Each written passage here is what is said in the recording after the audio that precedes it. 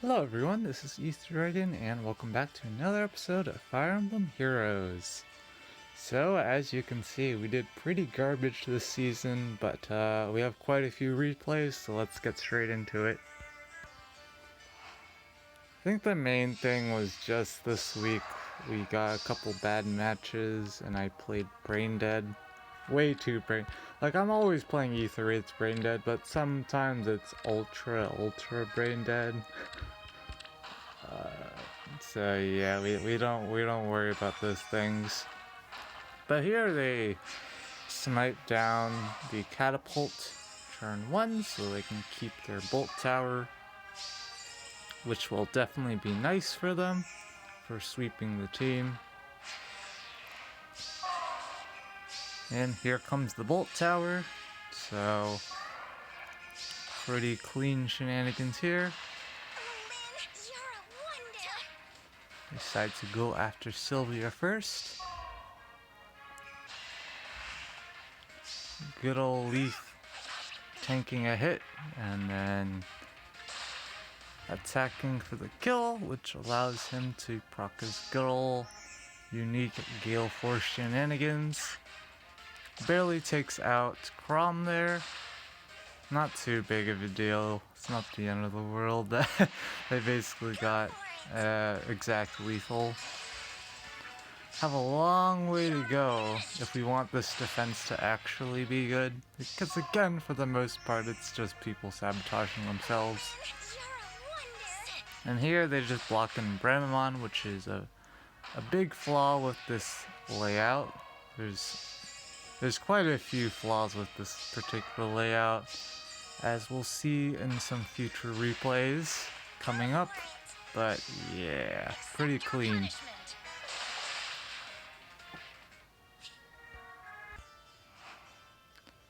And here we go again, Legendary Leaf and Company. Water season is water season, so not too surprising there.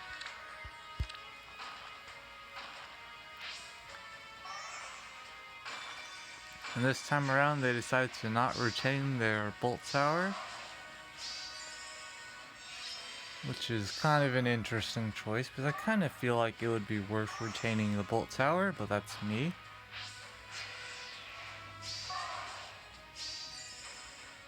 But yep, so far from what I've seen, what's her name? I forgot her name. Oh no. We'll have to think about it. It'll come back someday. But the extra mobility from Pathfinder Dagger. There we go. Extra mobility from Pathfinder is quite useful. And they decide to run away like so, but we all know what's going to happen is units start moving up. And so Legendary Leaf against Seliph is not the world's greatest idea. So we're going to get Bremon attacking into Legendary Corrin, and her special is no longer up because of even Pulse Tie. So, Ripperonis. But Corrin does live by a singular point of HP. So, yeah, unfortunately she can't take 0 damage here. That's a rip.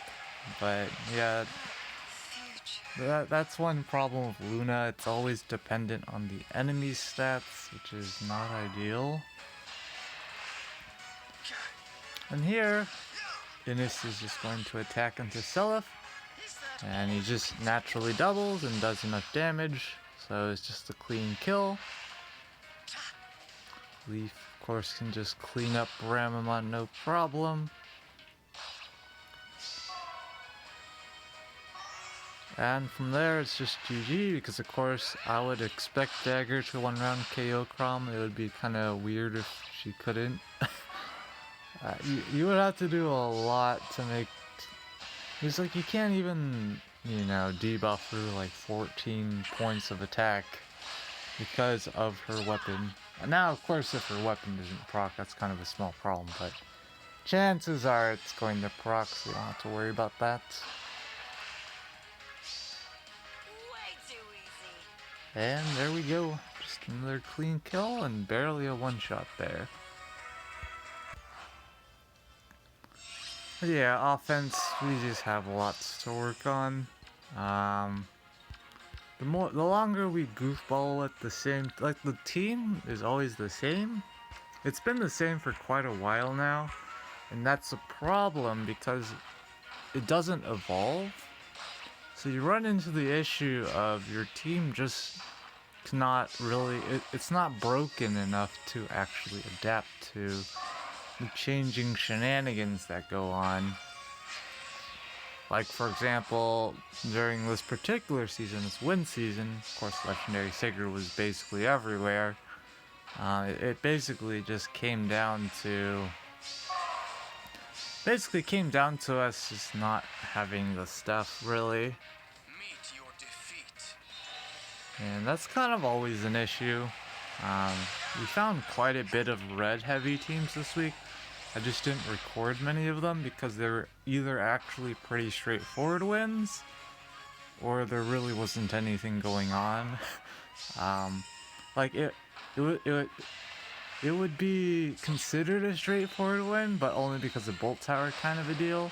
If we didn't have Bolt Tower, I would have recorded a lot more of the matches, is kind of the point, but there's really not much need to record there. But here, Guinevere takes out Seliph. We just need Seliph to be faster, Capo. Not sure what we're gonna do about that.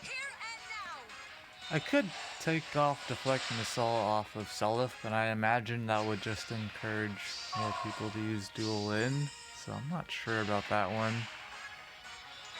And it's not like buffing Seliph speed is actually going to help against Dual In, because there's no way in heck we're going to consistently dodge Wind Sweep, for example. That just does not seem like a very feasible thing. And here, even though Cecilia's TA, Deadeye is just nice for doubling your damage, and Chrom still does a decent amount of damage.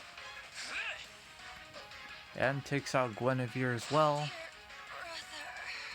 And again, because of even Pulse Tide, Ophelia, I think Ophelia does not have her special up anymore because of that. So they decide to take out Chrom. Again with Dagger, that's pretty common. And well, Ophelia can't take out Bramamon, it appears. So Bramamon gets to pick up another kill. And well, like usual, Bramamon missing the kill by one damage. I don't know what it is with missing by one shenanigans today, or this week, but I guess that was today's story.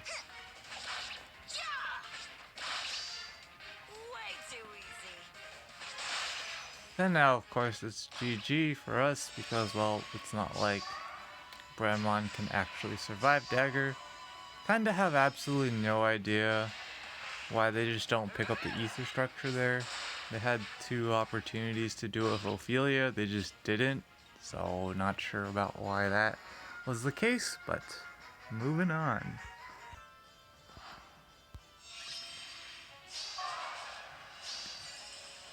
And here we have this loaded team here, or loaded structures team.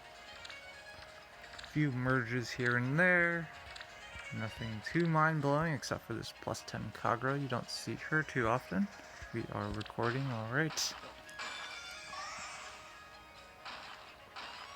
And here they decide to hit N-turn in range of Panic Manner, which is never a good idea. But fortunately for them, Julia can one-shot Bramamon.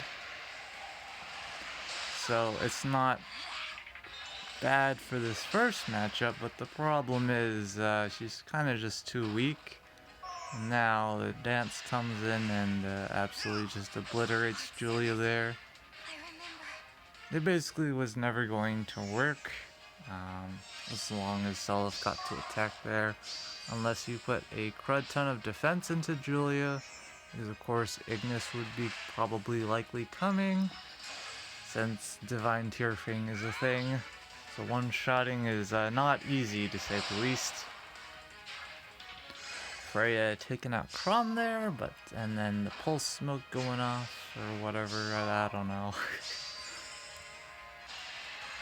But the reason why we use Divine Tearfing is because it allows Seliph to pick up kills on Freya's, because, well, it's nice to have your 40% damage reduction, but if you just take too much damage, well, you're just dead. So Bramamon going in for another kill, and I mean, nothing too mind-blowing here.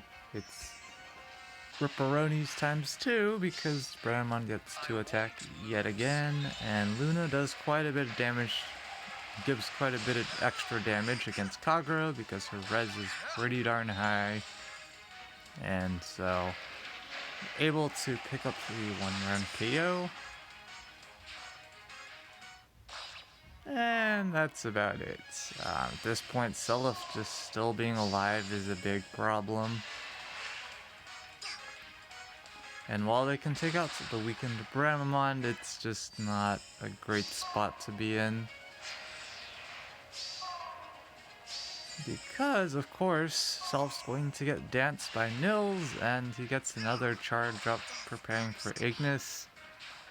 And if Dagger can't 1-round KO Seliph, Vantage Ignis is up and ready to go. And of course here you can see that Seliph just one-shots even, so it's not even close. Even though she's getting all those stats during combat, Seliph just has a pretty decent attack stat with Divine Tearfing, so Ripperonis. And here we go again, more usual shenanigans. Young Innis was bonus this week, so it's pretty natural for people to bring him along. But some seal slots empty and whatnot. Not the most ideal setup. They don't need to retain their catapult, so it's just fine to let it go turn 1. There's almost no reason why you would want it in the first place. And here they decide to panic their own Guinevere by Sun Panic, so it's a fewer points of stats missing, but of course it's not enough for Bramamon to not get one-shot by Guinevere. But Bramamon does pick up the one-shot first, so Seliph's able to go in. Bramamon picks up the kill on Peony because it's quite the juicy target compared to Fallen Ike. Of course, Chaos Ragnell is active. Thing is, Crom's kind of looming, and Deadeye is a small problem for Ike here, let alone Seliph, because Seliph does truck quite a bit of damage here because of Ignis. Like, almost straight up 1-round KOs, but it's Seliph, so he doesn't pick up the kill. That's pretty typical, but of course, Crom was always going to one-shot by a mile with Deadeye. No damage reduction, and means that's just bad news bears. Crom also gets the rigged one-shot here, but even if he didn't kill, I mean, it wouldn't matter too much. Chances are it would, I don't know if it would be, I don't think we proc Wings of Mercy in any relevant way. But Arrogance Crom is just never going to end well at this stage of the match, so rip.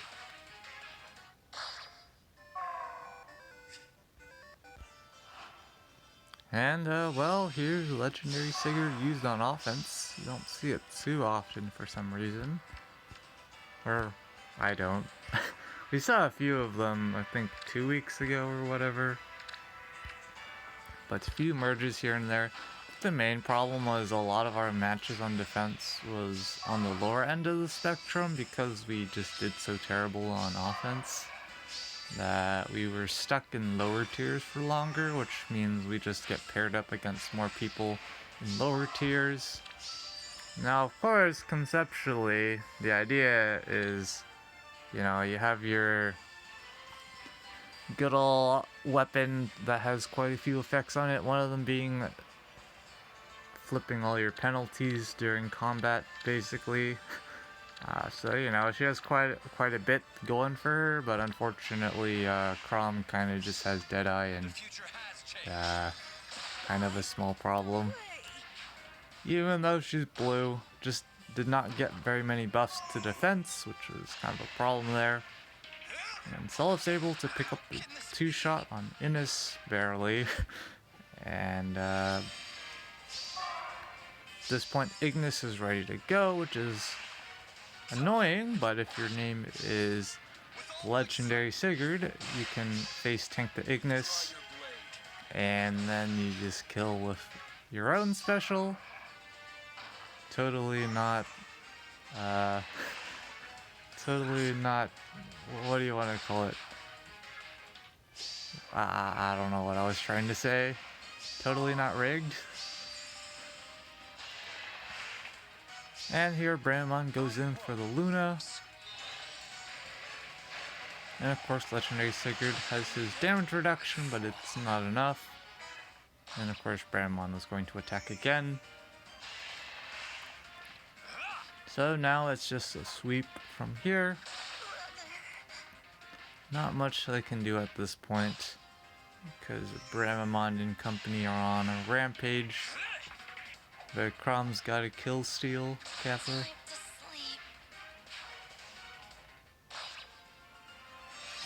And Milla against 4 units, probably never going to end well because, well, Milla's bulk is better than quite a few units if you ignore the HP part. Like, her defense and res are okay, they're decent, but she just doesn't have enough offensive power to survive long enough. She doesn't take 0 damage from everything, so it's kind of a problem. Alright, here we got ourselves a pretty hit and run-ish looking team. Just mostly unmerged units, except for this +10 Reinhardt. Always a long-time popular pick to build. And here they have Tactics Room on Bramamon, which is great for them because it just gives them more space for setup. Makes it much easier to set up and just go in. You don't have to smite a unit in or anything. You can just stand in just outside of range and then just walk in to attack. Taking a little bit of time to prepare to go in, but it's time to go in. And Lyn only doing 19 times 2 on base damage is kind of, not the greatest. Maybe just me. I don't think so, but my higher merge Bramon probably lives that. Probably would have lived that Ninja Lyn initiation, Dual Lyn. I don't know anymore. Here we don't get any to change fate shenanigans because, well, Solif is unfortunately not going for any of the relevant threats on the right side of the map. And of course Divine Terrifying only works on the first hit, so it's pretty straightforward for Reinhardt to pick up kills. He does barely pick up the kill there, but it's a kill nonetheless. And Nils would have survived 2 shots if it weren't for Moonbow, but he doesn't have much defense anyways, so Moonbow's kind of whatever. And not sure what they're doing here, but they just kind of leave their units in range, so Bramon's able to pick up a kill, and he just so happens to barely one-shot Reinhardt. And thanks to Air proccing her special, she's able to pick up the kill on Bramon. It's a very common theme with my Air. Just don't have enough attack to take out Bramon. I should probably run like Moonbow on my Air, honestly, over Iceberg, but I don't know. I kind of just feel like it would be a good idea to run Moonbow on my Air, because the thing of Air is if you manage to get Iceberg off, you probably had a different way of winning the match, kind of a deal. I don't think I've had any matches on record where it actually mattered that I was running Iceberg or something. Maybe there was one where like I got a really nice clean one-shot or something because of the special. But here we have Chrom against Corrin. Of course, Deadeye does not work against negating Fang. But, of course, you know, well, the part about disabling non-special skills that reduce damage by X%. But you know what it still does is doubles the damage dealt, and when you do a lot of damage, damage reduction isn't going to save you. 104 incoming damage versus 30% damage reduction and stuff is not advantageous for the opponent. And here we just have an army of units, particularly like Seliph, that are just annoying to deal with here.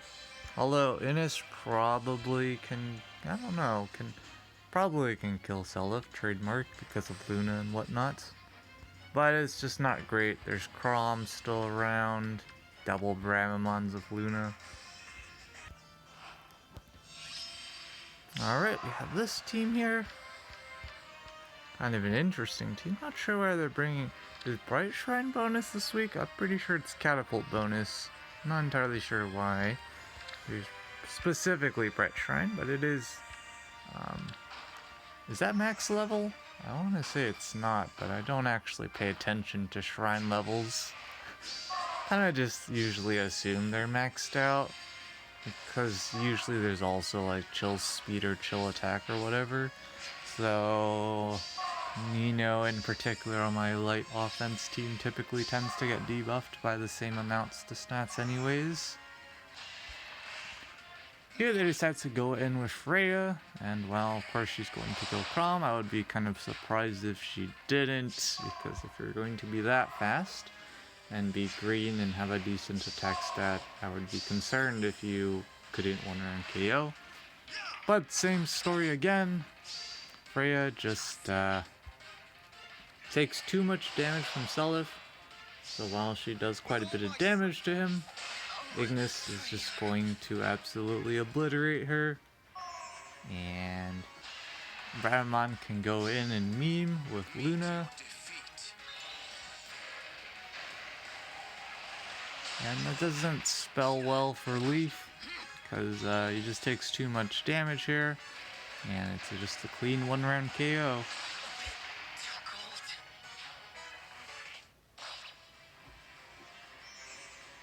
And well, Bramamon is not quite going after the units we want, so he didn't actually end up breaking the block or the wall, because it wasn't part of his path finding. He didn't want to go that way in the first place. There's no reason to break it. Seliph, like usual, missing the kill on Duelin. It's pretty classic. If you stack HP, you can just face tank hits. It's really hard to one-shot offense units with your defensive units if you're not proccing specials. Gotta go a little more quickly here. There's like 7 minutes left in the season or whatever, and there's like 3 replays left or something, including this one. This is just a cool team. Good old Gale Force. Biggest things, of course, is Gloria and Duo Sigurd. Other than that, you can pretty much build this kind of team with anyone. Just giving them some time to set up. And of course, they got their Bolt Tower for the damage, which will be helpful against especially like Seliph. Bramamon probably also helpful to, because air always struggles to deal damage to Bramamons very well. But air, of course, attacks again to get into Wings of Mercy range, and now the shenanigans can commence. Peony goes to dance there, and that allows Chrom to get stuck in the corner, basically.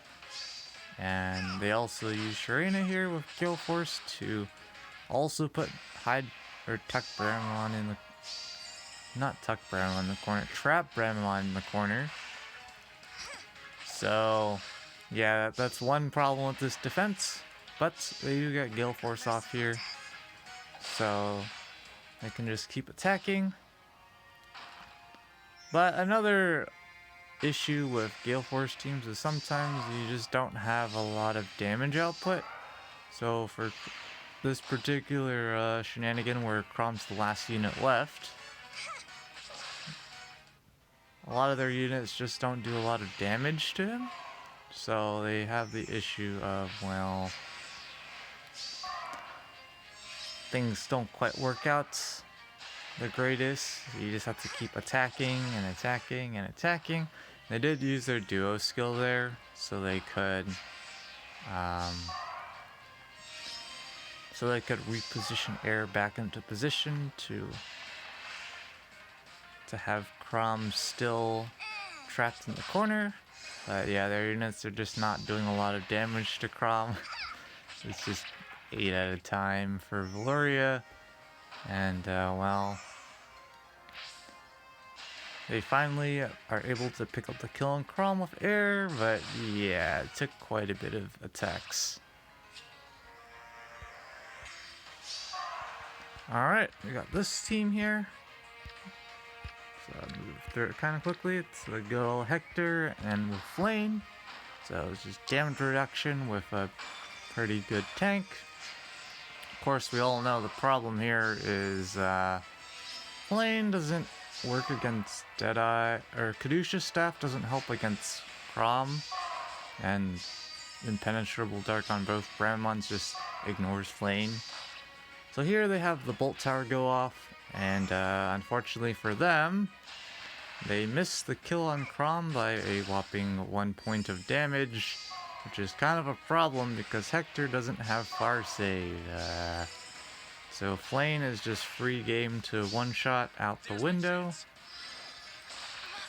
So we just do 204 damage to Flame, absolute overkill.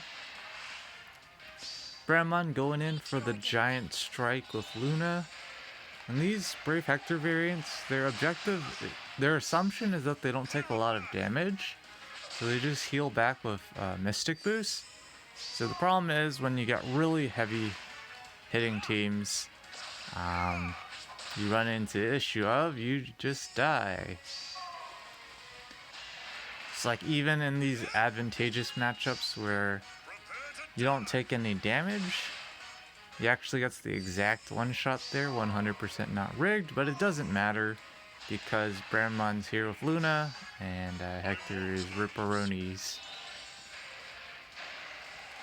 Yeah, kinda rigged there that Hector just managed to exactly one-shot Self, but it's kind of whatever. Alright, there's like 2 minutes left. It looks like it's another Brave Hector. I haven't watched this replay, but it looks like it's going to be a similar story. Because it's the same idea of a build. Looks like they're going to try and go in from the left side here. Have not seen that in quite a while. Not too many people approach this map from the left side, which I find kind of interesting because I don't really find Self to be... Self's a decent frontliner, but he's not the greatest. Against strategies like mine though, he's quite solid. Here they don't really make use of their Bolt Tower damage too much here. Decide to go ahead and attack into Bramon here. Innis doesn't have the world's most sky-high res stat, so he's probably going to survive here by a bit. And then pick up the kill. And I'm guessing they're going to try and leave. Yep, they just leave here. And now it's Self against Hector. Of course, I would imagine Hector should take out Self here. Be genuinely surprised if he didn't. And some jank things happen because of Wings of Mercy shenanigans, because of their Bolt Tower comes in Wings of Mercy range, which is kind of an odd situation to be in. And well, of course, Chrom's never going to one-shot Hector unless somehow Chrom gets a much larger attack stat. And well, I think we've probably gone past the end of the season at this point, because I kind of forgot we're in a hurry, but we've already seen Resident Battles this week. Arena, I just got like some score over 3,810 pretty easily, just because I was using Water Blessings this week. And then, what else? Arena Assault, we got like around 600, 700 in terms of rankings. Unfortunately for them, Air misses the kill on Bramlin by 1.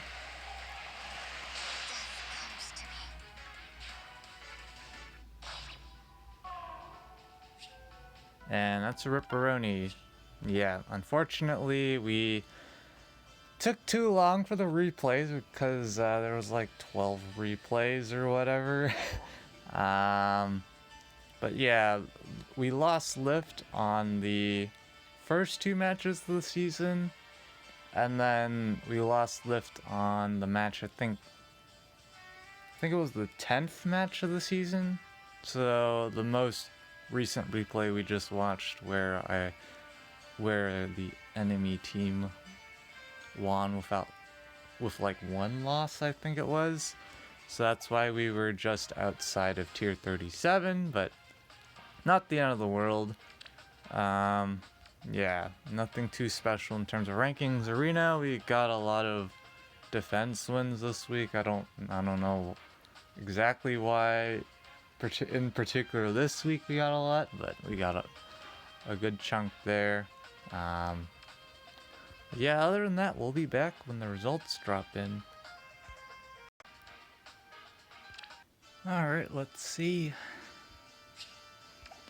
Just outside top 6k, feels bad, but not the end of the world. And this season, probably gonna be a nightmare because infantry school's bonus. Wait, what's bonus structure? Infantry school. So I guess we just kick out Panic Manor, put in infantry school on offense. Hopefully it gets destroyed consistently, because we don't really have much use for it. I think I'll keep this layout. I feel like this might be better, but probably not. Or probably just going to get destroyed by turn 1 shenanigans of Legendary Sigurd, where there actually is basically full map coverage. So yeah. And even if we can hide, we're just not in a good spot regardless, because there's just so many nukes on the team. And we definitely will not be able to 1-round KO everything, so we'll worry about that when we get there. But pretty standard stuff. Yeah, we already collected Allegiance Battles from last week, but that's gonna be it for this episode. Thanks for watching. As always, this is Ether Dragon, and hope to see you all next time. Bye!